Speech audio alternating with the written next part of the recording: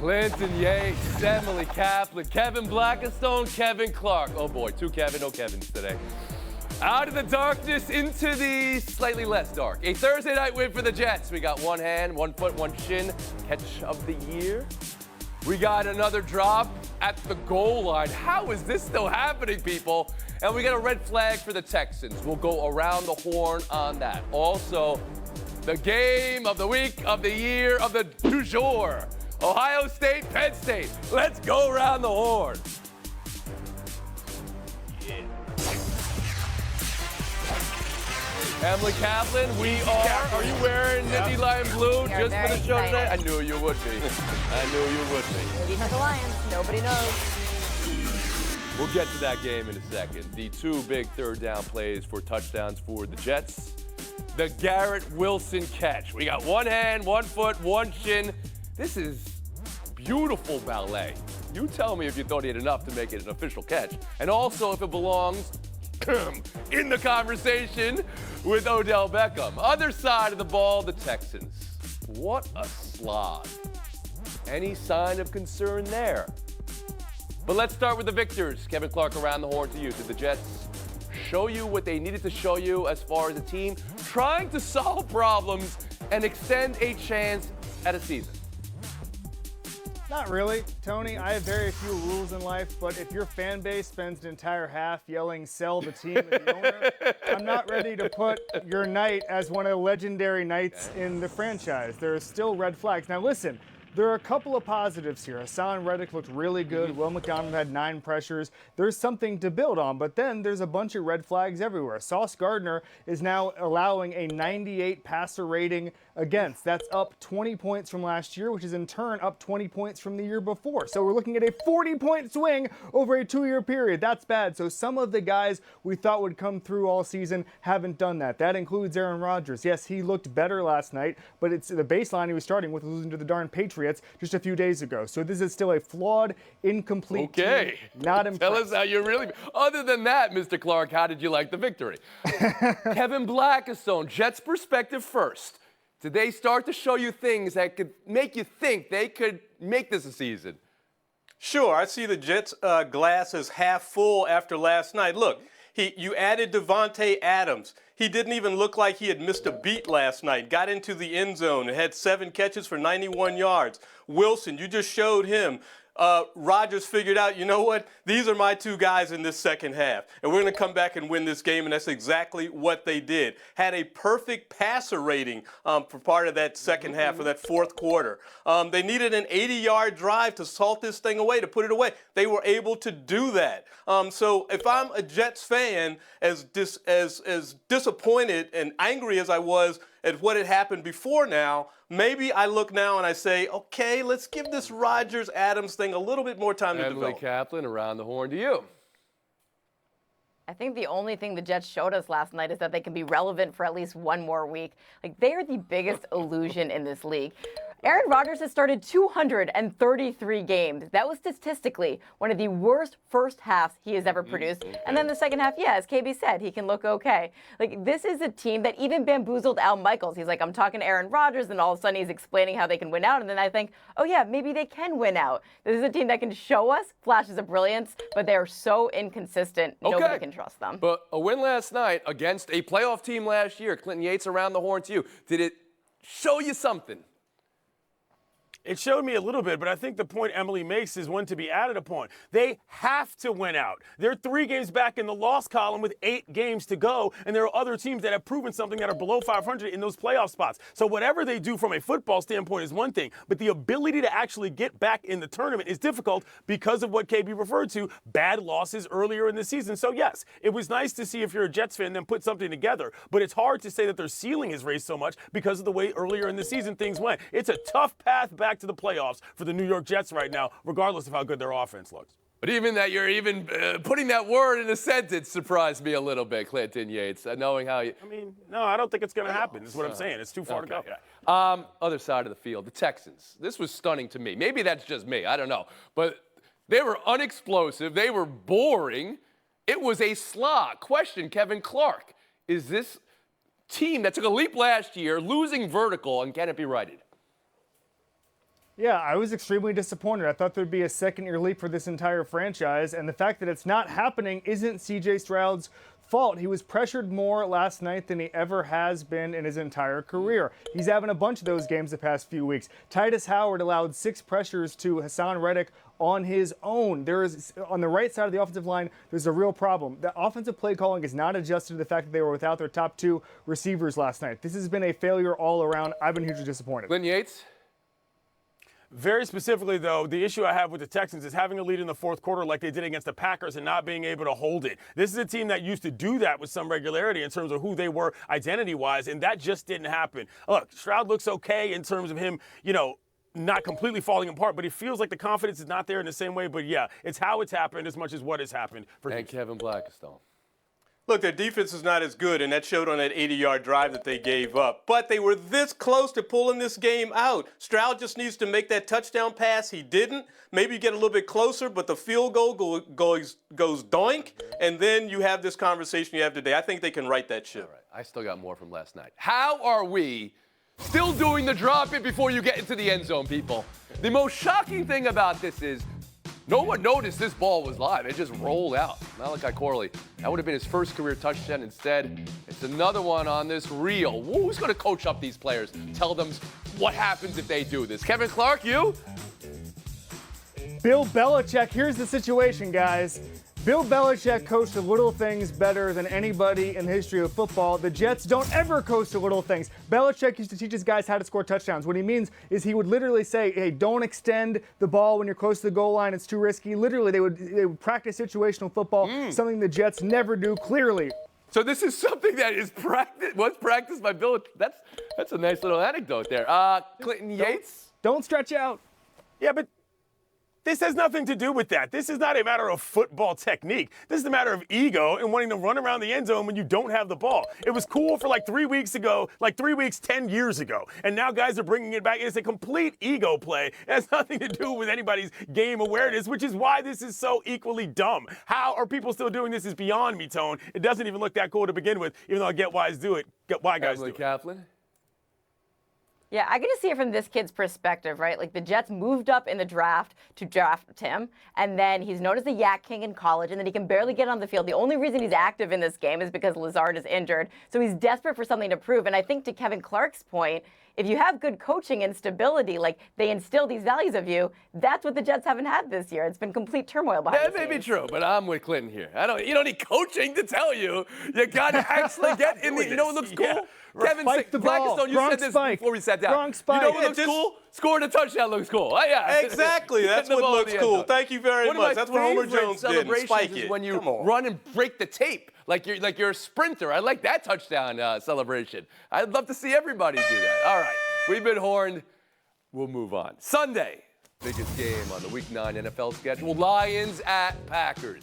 Jordan Love listed as questionable with the groin injury. Jared Goff, he's on a heater. He's getting MVP love in his career. Maybe there's been some variance indoors versus outdoors, and this is an outdoors game, but it's all been smoke lately. Emily Kaplan around the horn to you on who you'd rather be Sunday, the Red Hot Road Lions or the Packers at home. First, just reporting from the Midwest, it is barely jacket weather here. That's not going Thank to be you, an issue. It's gonna be Doppler. gorgeous Thank you very tomorrow. much. Yes, I love I got you.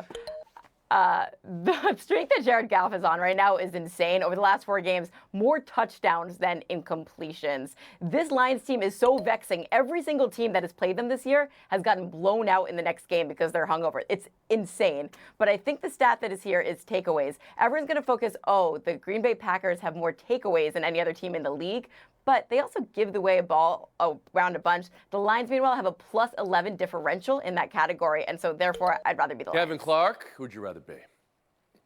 Yeah, the takeaways thing's not going to matter as much because Jared Goff takes care of the football. Last 5 games, he eclipsed Peyton Manning's previous record for completion percentage over a 5-game period, 82%. He's not making mistakes right now, and I don't know if a defense can force him to do that. This is a special offense. My concern in this one, and I'm picking the Lions, is that the Lions have not been able to generate a pass rush since Aiden Hutchinson went down. They have 17 total pressures since he went down a few weeks ago. Aiden Hutchinson, in his last full game, had 15 on his own. That's significant. They got to fix that, but they win this Glenn one. Yates.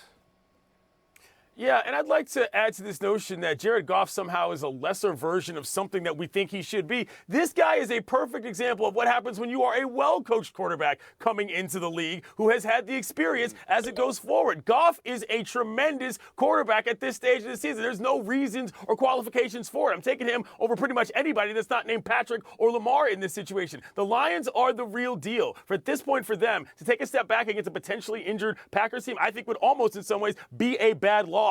Goff is a winner. Kevin Blackstone, who'd you rather be Sunday?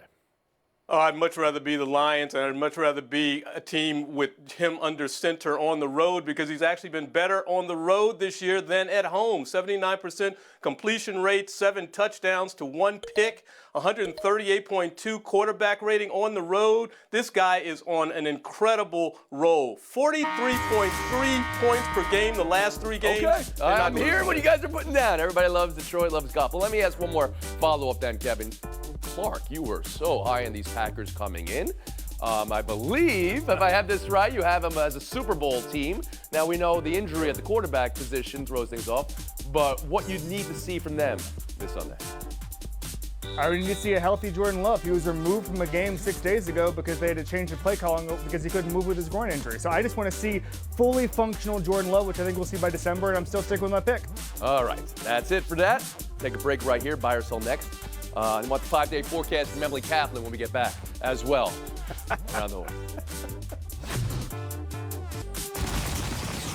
Number 4, Ohio State at number 3, Penn State. Let's go. This week's game of the year of the week. Big Ten and playoff implications abound with the one loss already to Oregon. Can the Buckeyes absorb another? With the way this rivalry is gone, can James Franklin take another loss? 1-9 all-time versus the Bucks.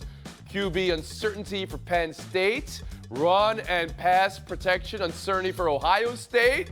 After last week versus Nebraska. A noon kickoff. Clinton Yates, what to buy, what to sell from this matchup? Quite obviously, James Franklin has been in this position plenty of times before and not won the big game. But here's the issue on top of that historical record.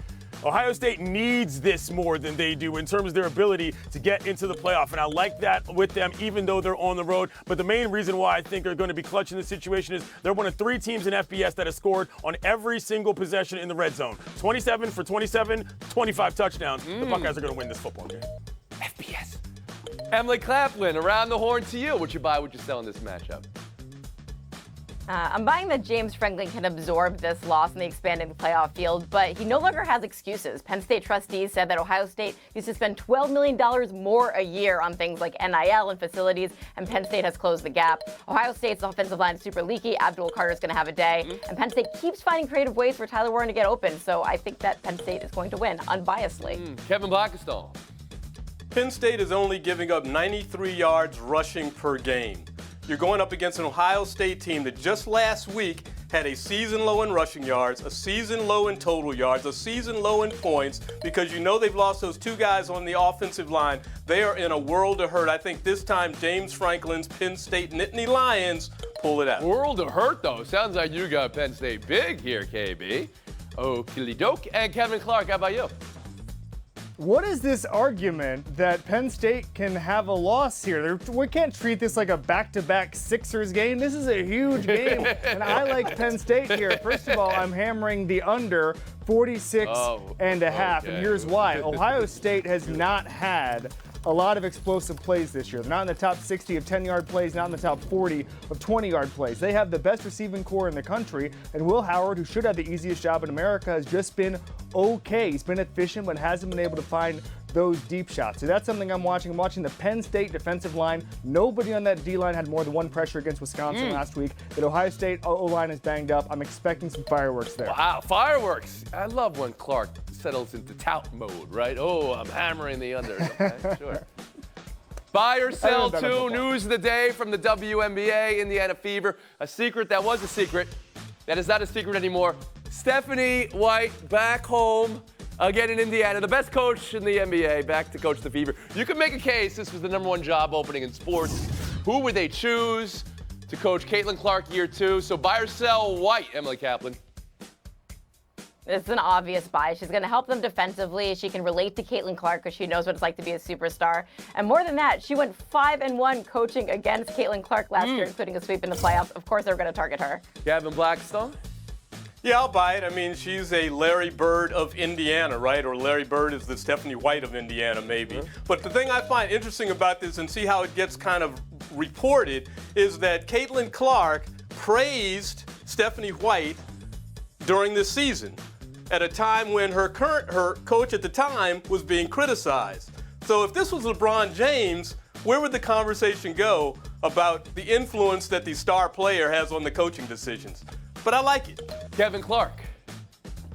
Yeah, the goals are obvious. Help Caitlin Clark to cut down on her turnovers and improve the defense. Last year, in the second half of the season, the Fever had the best offensive rating in the sport, but they never got above 10th out of 12 teams in defensive rating. That's a task ahead of her. I think she does. I think there's going to be a very improved team in Indiana next year. So you like the hire specifically from a defensive purpose here for the team.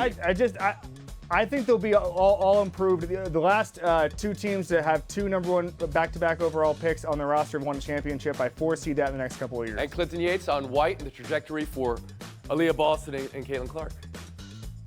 I'll buy it. Meet the new boss. Same as the old boss. But no, in all seriousness, the cool part about this is that they brought in somebody who's got enough juice within the organization, to KB's point, to go up against Caitlin Clark should something go awry in terms of personalities. More largely, though, the WNBA offloading a bunch of coaches before this new media deal comes in, and this is the first hire, to me, is fascinating. This is the kind of intrigue within the league that people and fans actually like. I'm very interested to see how a lot more franchises than just Indiana decide what their next steps are going to be as well.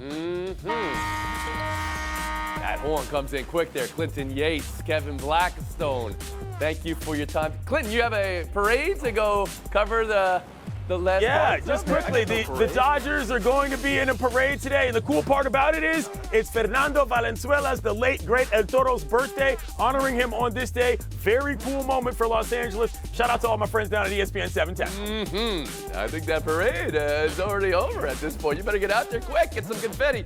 Kaplan, Clark, showdown next.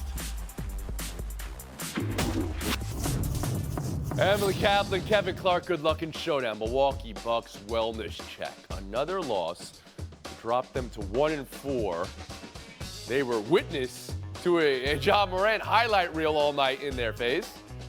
And a question after the way they finished last year and now these first 2 weeks. Emily Kaplan, do you see the Bucks title window as still wide open, slightly open, or closed? I think it closed the second that Drew Holiday left. He's the most underrated player in the NBA, and it's not even close. Defense still matters, and so does identity. Drew Holiday was the secret ingredient there. So closed, Kaplan says. How about you, Clark? It's beeping because it's ajar, Tony. It's ajar. And listen, we had these conversations about the darn Mavericks last spring. We're saying, oh, wow, what's wrong with the Mavericks? They ended up making the finals because they had a superstar. When you have a superstar or two, it doesn't take much to get corrected. Transition defense, better shooting, that stuff. All right, so you be had the fixed. window still slightly open, ajar. I hear what you're saying.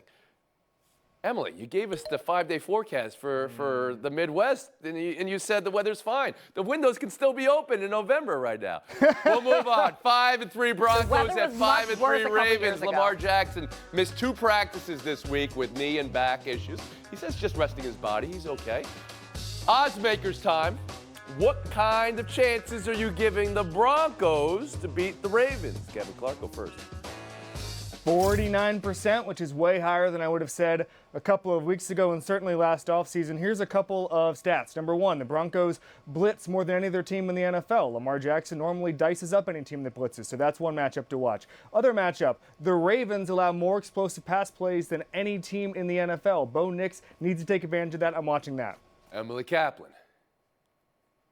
I also rested my body this week, and I can report that it really does help. I know that Kevin has all of those stats, but I've just got some vibe checks here. I think that being 9.5-point favorites is pretty insane with the way that the Broncos are playing, so I'll give them a chance. Odds maker on 0 to 100. Just give us a number, just so I know where you're really leaning here. 40. 40, still higher than I thought. Vibe check gets your point. We'll move on. Showdown 3.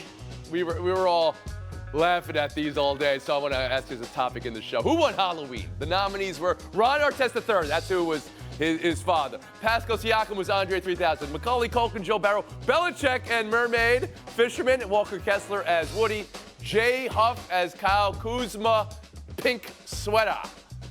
Emily Kaplan, who won Halloween? Oh, it's got to be young Ron Artest. I mean, he could have worn anything and looked like his father, but that rip is what did it for me. It's the best rip I've seen since the dance moves that Courtney Cronin was ripping yesterday as Rogue Raycon. She's very good. Mark? If we learned anything from the Around the Horn Halloween episodes is commitment wins. I'm going off menu. Myles Garrett on Sunday has the Terminator costume. You can see it right there. And then a local station in Cleveland showed his Terminator scene outside his house featuring robotic quarterbacks. How could you not love that commitment? Myles Garrett's going to be invited on Around the Horn Halloween before I am. Kaplan, you just lost because Clark had a video roll he must have set up beforehand. Oh my goodness. KC, FaceTime.